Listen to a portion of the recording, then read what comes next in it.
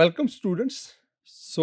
In the process of learning about the investment criteria, the capital budgeting tools, in the previous class, we discussed about the internal rate of return. And we saw that in the internal rate of return, there are some problems.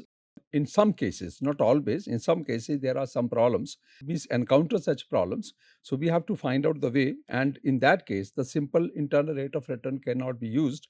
And we have to use the modified internal rate of return, and in that case, we have to use a certain process or certain system.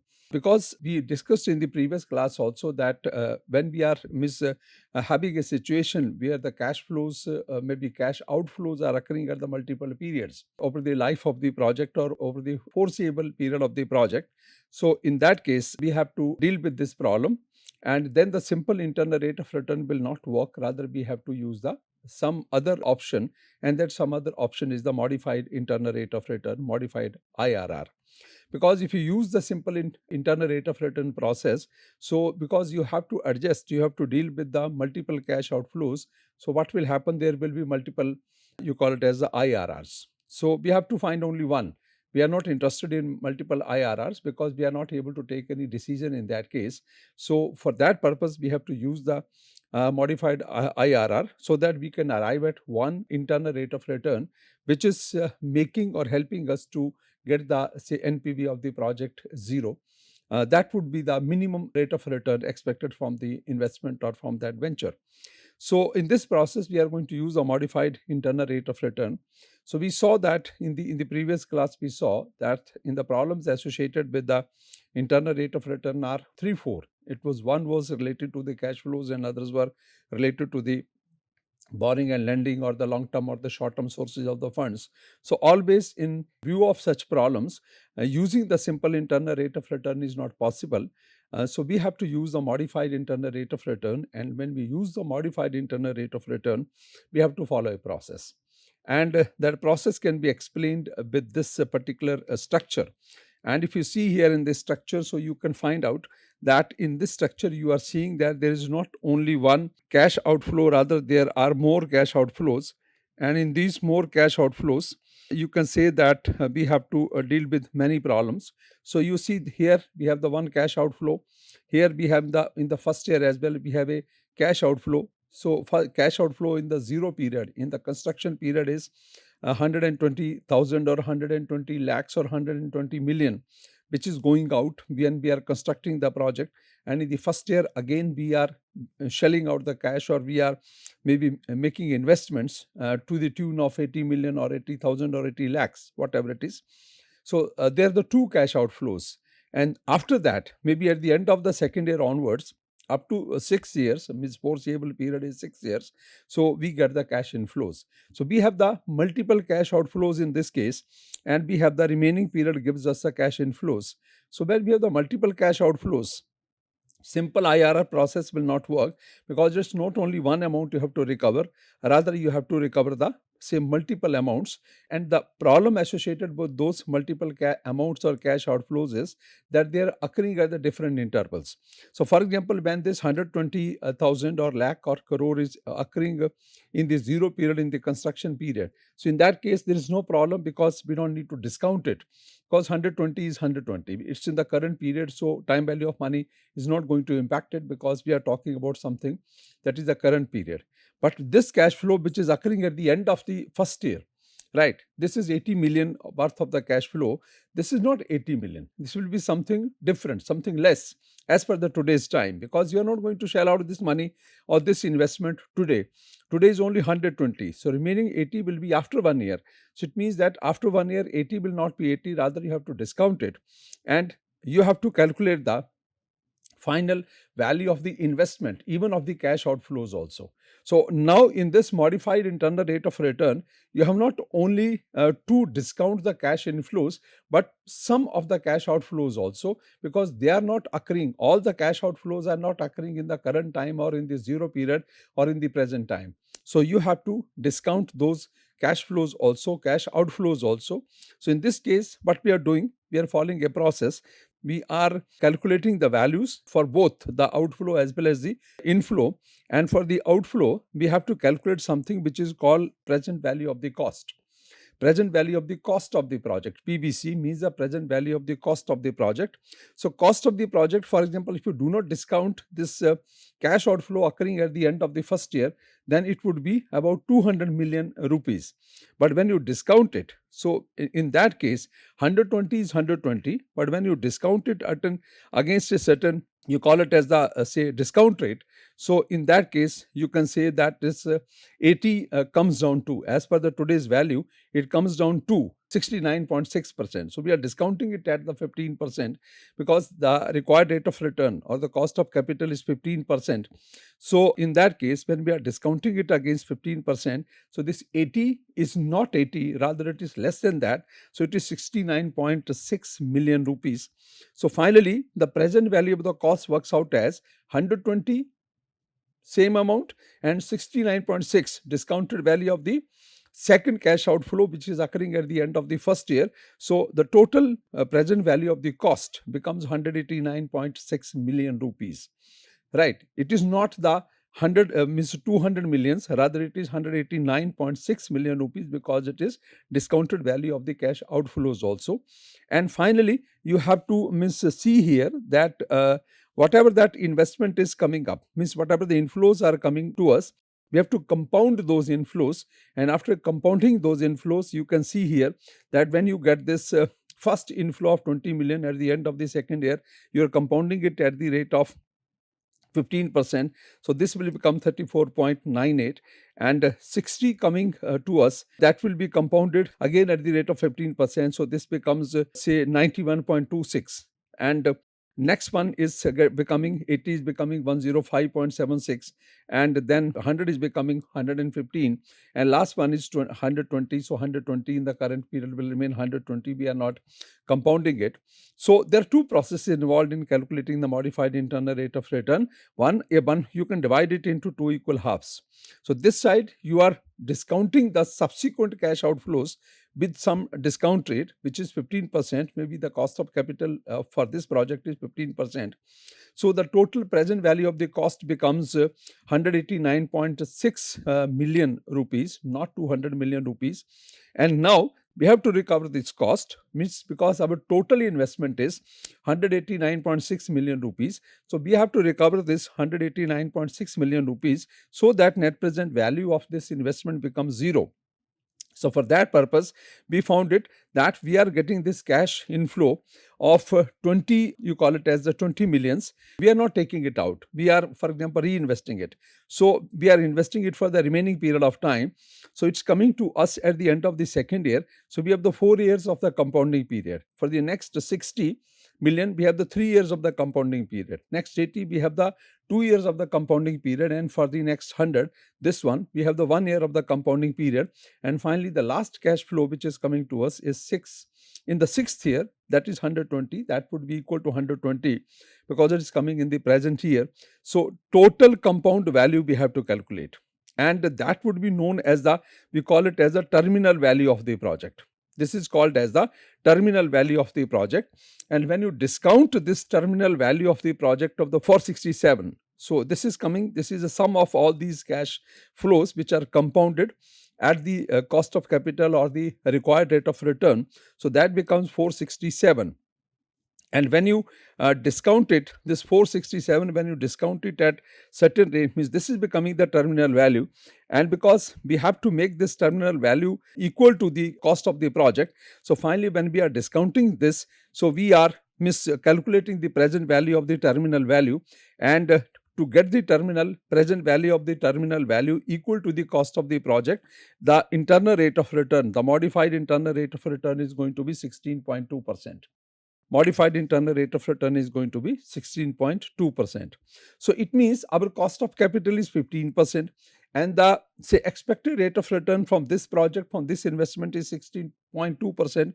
It means the proposal is worthwhile, the project is worthwhile, we can easily make investment in the project and we can get the value from this investment, very good value from this investment, and NPV is becoming zero in the foreseeable period of 6 years, right? So maybe including zero period, if you talk it as, so normally in the 6 years period of time, the internal rate of return available from this project is 16.2%. Our cost of capital is 15%. And finally, we can say here that NPV of the project at the 16.2% would be becoming zero.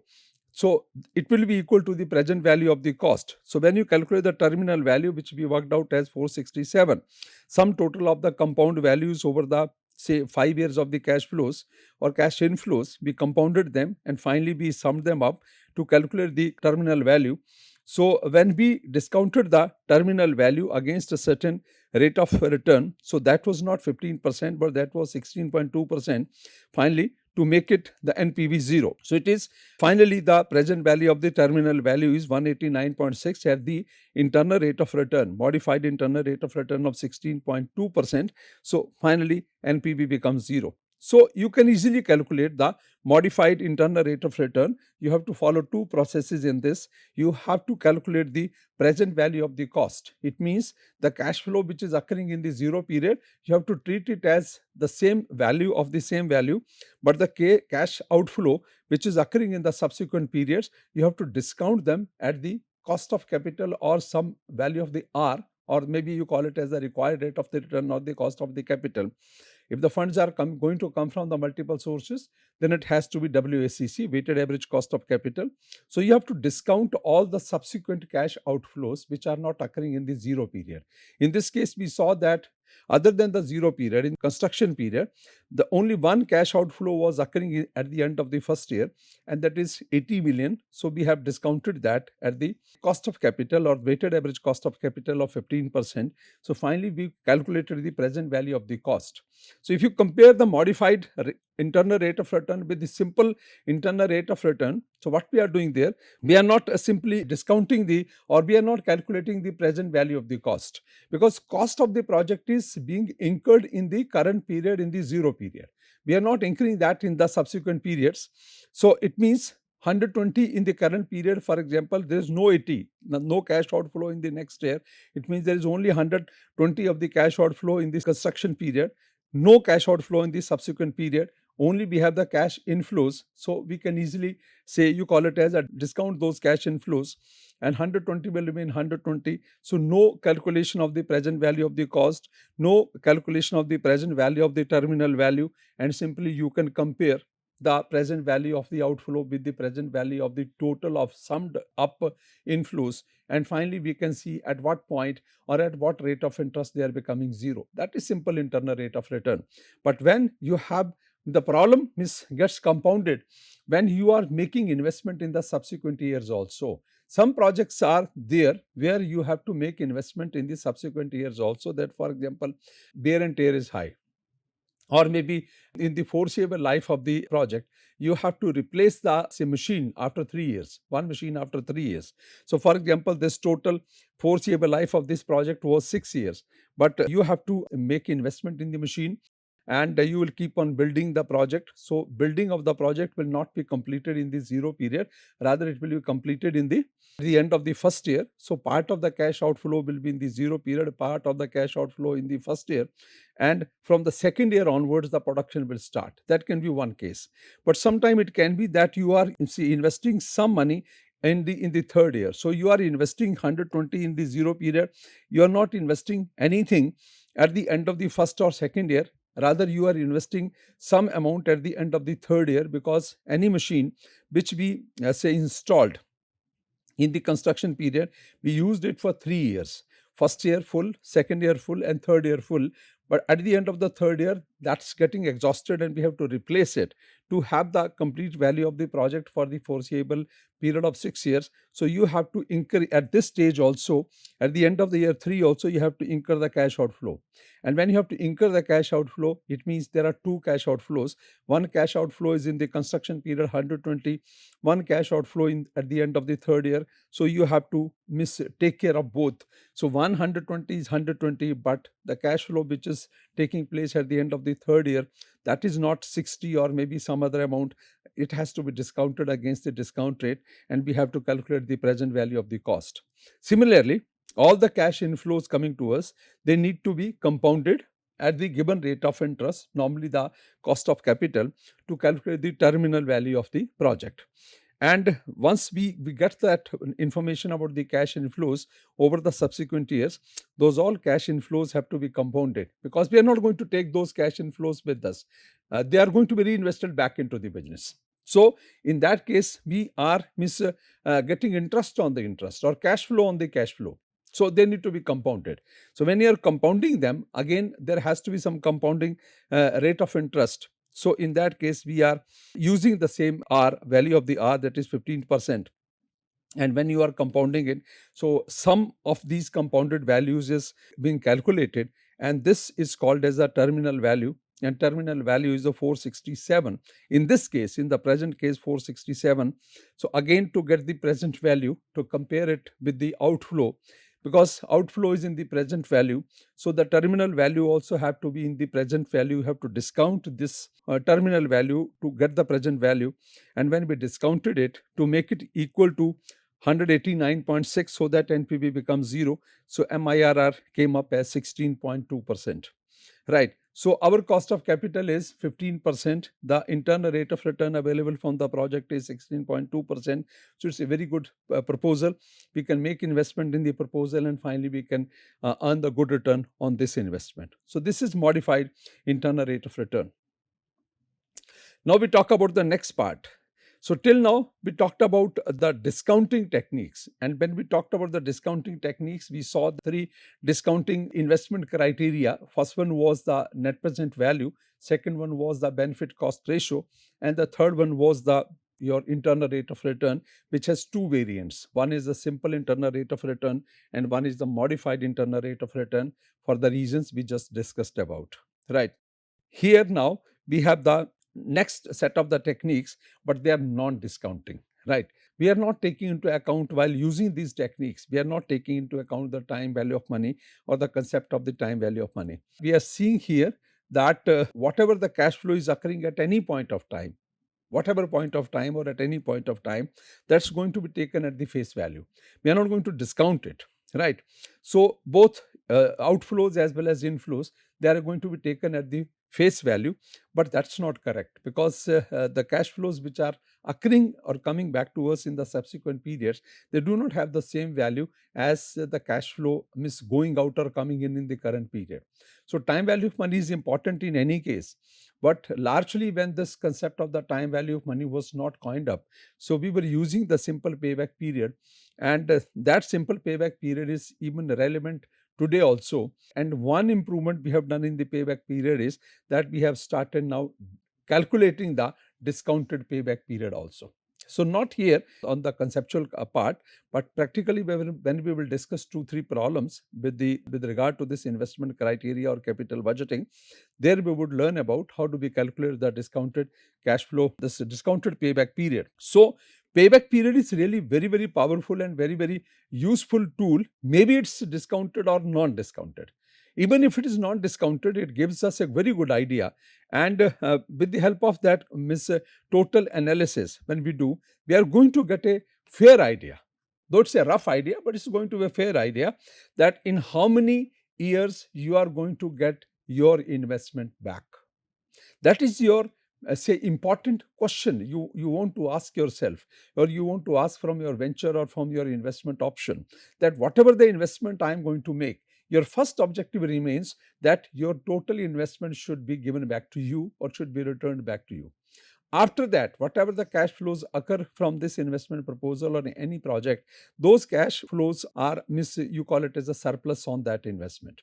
So first objective is we have to recover it. So when we say that we are say incurring a certain sum of money as a cost of the project, and then some subsequent cash inflows are coming into us, so the say you call it as the logic demands that the cash outflow, because it is in the current period, so it should be treated equal to 100%. But the cash inflows which are coming in the subsequent period, they should not be treated at par, but they should be discounted. So that's correct idea. But even if you're not discounting these cash flows, they are going to give you some broad idea, fair idea about that in how many years you are going to get your investment back. So in this problem, if you want to see here what is given here, you can understand Payback period is the length of the time required to recover the initial outlay on the project. Length of the time period required to recover the initial outlay on the project. So, in this case, the time period is important for us. In how many years I'm going to get my investment back? That's very important for me. That's $1 million question for me. And I am first concerned about that my investment should be returned to me first of all. After that, whatever the surplus return I am getting or the cash flows I am getting, that is my reward or reward of my efforts, and that's my surplus. So, though it's not discounted as I told you, but it's very useful. So, in this case, we try to understand the payback period with the help of some example. And this example is, say, for example, Mohan's Enterprises Capital Investment Project information is given to us about the 4 years, right? This is a period of the 4 years. This information is given to us. 0 is the construction period. This is the current time. This is a construction period. We are segregating it. So it is 100 million of the investment you are making. This is a cash outflow. It is signified by the negative sign, minus sign. So it is in the 0 period. You are investing this 100 million rupees, and cumulative cash flow is minus 100. So, because it is outflow, so it's signified by the minus sign. It's outflow going out of the pocket of the entrepreneur. And in the first year, right, at the end of the first year, so we are always minded. You have to be very careful that you have to see here whether you are using the concept of the period of the cash flows, occurring of the cash flows, or point of occurring of the cash flows. Normally, for our analysis and in normal course as well, we use the concept of the period of occurring of the cash flows, not the point of occurring of the cash flows. So here also we are considering the period of occurring of the cash flows when the cash flow occurs at the end of the year, not in the beginning of the year. So now we have made during the first year the investment of 100 million. In the first year, we are getting the inflow of 34 million, then 32.5 million, third year 31.37 million, and it is 30.53 million. These are the inflows available to us. And we are not discounting anything. We are treating 34 as 34, 32.5, 32.5 full value, 31.37 same amount, and 30.53 again the same amount. We are not discounting them. So when we are calculating the face value of this, so you are seeing that first you invested 100 million. In the construction period, you invested 100 million. And at the end of the first year, the first inflow came to us was 34. So it means from this 100, we subtracted 34. So how much is now my investment left in the project, which needs to be recovered? 66 million, right? And at the end of the second year, I got back again 32.5 million. So now from this 66 unrecovered amount, you recovered 32.5 more. So the balance left is 33.50 million. And next year you are left to, means the recover is the 2.13 million. And before the end of the fourth year, or maybe after third year, but before the end of the fourth year, you recover the whole investment, and we have some, you call it as a surplus amount also. Because you were supposed to recover 2.3 million to recover the 100 million, but the total amount coming back to us at the end of the fourth year is, that is something you call it as 30.53. So we have a surplus of 28.40 coming out of this project. So total surplus means the cash flow generated by this project is 128.40 million. So we recovered first 100 million, which was our investment. It was recovered over the period of time. And at the end of the fourth year, which is normally a foreseeable period, we ended up having 28.40 million of the final balance, which was a positive balance. This is a surplus available from the project, because we are getting recovered over the period of time, over the years. So first year we recovered 66, second year we recovered 33.5, third year we recovered 2.13, and fourth year we recovered the whole amount. So normally if you look at, if you want to find out the payback period for this investment of 100 million, it is somewhere you call it as 3 and 4 years. 3 and 4 years. So we will calculate exact also in the subsequent discussion, or while discuss the problems. But from this analysis, the brief analysis if you do, you can find out that this final payback period is lies somewhere between 3 and 4 years, because at the end of the third year, the balance was negative. Means you still had to recover 13 million, but in the fourth year or at the end of the fourth year, the balance became positive, that is 28.40. It means we recovered the total investment of 100 million somewhere in between three and third and the fourth year, and the net balance at the end of the fourth year is positive balance we have, that is 28.4. So total cash generated by this project is 128.4 million. 100 million was our investment and 28.4 million is our surplus we generated out of this investment. But mind it, it is non-discounted. Time value of money has not been used in this, so it's a non-discounted. So it's only going to give you a fair idea. If you calculate the discounted payback period, so it may be possible that this entire 100 million is not even recoverable after even 4 years. It may remain negative. So if you go for the time value of money and discount these cash flows coming to us, right? These are the cash flows coming to us. If you discount them against the required rate of return, it may be possible the project is giving us the negative value, but non-discounting process and payback period on the non-discounting basis, it's a surplus generating project, and the recovery period is somewhere, payback period is somewhere between 3 and 4 years. So we will discuss the discounted payback period also, and the limitations of the payback period. Simple payback period have been done away in the discounted payback period. So we will discuss something. If you want to evaluate this method is very simple, and it gives us a fair idea also that in how many years you are going to recover your investment. And though this method is very vague, very rough, right? And maybe because projects involve risk, some kind of the risk. So you call it as, it gives us a broad idea that what is the recovery period of your the total investment you are making in the venture. So maybe because when even you discount these cash flows, the difference will not be very high. It may be maybe not at the end of the fourth year, but maybe at the end of the fifth year you are recovering the total investment.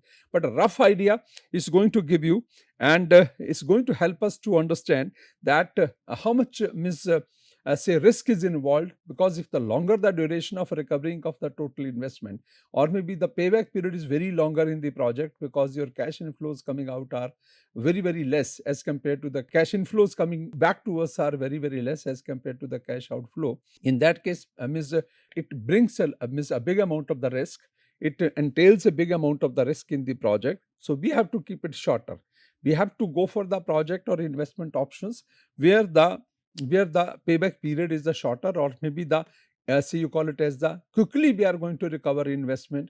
It should be the shorter period. So shorter the period, better it is, because if it goes the longer period, it brings certain amount of the risk, and it emphasizes upon the earlier cash flows, right? So it means, because if you want to recover the total investment as early as possible, you should have the bigger amount of the cash flows, higher amount of the cash flows in the initial years.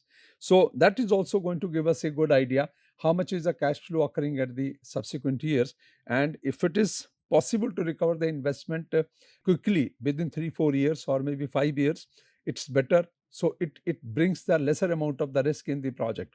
But if it is not possible, if the time period involved is too long, in that case huge amount of the risk may be involved, and we may not foresee it, we may not be able to evaluate the risk, but it is there. Longer the time period, more riskier the investment proposal is. Shorter the time period of recovery, less riskier the proposal is. And limitations we all understand. This is not a very foolproof method because it doesn't take into the time value of money. This is the one important limitation. And second important thing is that you see here that we are only considering the cash flows here up to the recovery of the investment or the cash outflows. We are not concerned about that. Maybe the project has a life of up to 10 years, right? Foreseeable life of the project is up to 10 years. We are not considered we are not talking about, we are not considering the remaining 6 years. We are very happy that we recovered our investment, maybe latest by the fourth year. So it means after that, what is going to happen? We are not concerned with that. We are not maybe bothered about that. So there are some, you call it as the theoretical problems associated. Maybe some one important problem also, that is the time value of money, but not considering the cash flows beyond the say recovery of the say total investment, total outflows. That may be one limitation, but it's still going to give you the fair idea about that what is the total time period involved in recovering the investment, and that remains the first objective of every entrepreneur, every investor, every promoter, that I should be able to get my investment back. So payback period is the one interesting method, though it's non-discounted, but it's very useful still, and limitations of the non-discounting part can be done away by discounting the cash flows and then calculating the payback period. So certainly the payback period will be longer as compared to the non-discounted, but that will be more reliable, more valuable, and more logical. So we will continue to discuss the other, maybe the investment criteria in the subsequent classes. So for the moment, we will stop here. And in the say next class, we'll be talking about the next investment criteria, investment evaluation criteria, and that is the accounting or the average rate of return. Till then, thank you very much.